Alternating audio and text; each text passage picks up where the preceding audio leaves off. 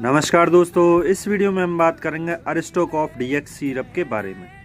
ये Aristo company के द्वारा मार्केट किया जाता है। ये जेनरिक मेडिसिन है।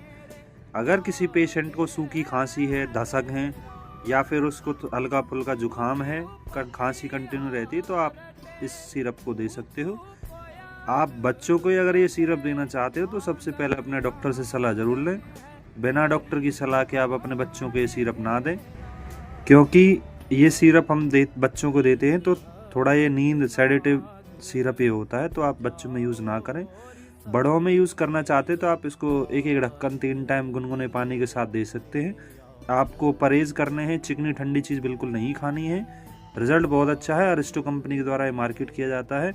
ये वीडियो इन्फॉर्मेटिव लगी हो तो वीडियो को लाइक करें, चैनल ज़रूर सब्सक्राइब करें। धन्यवाद।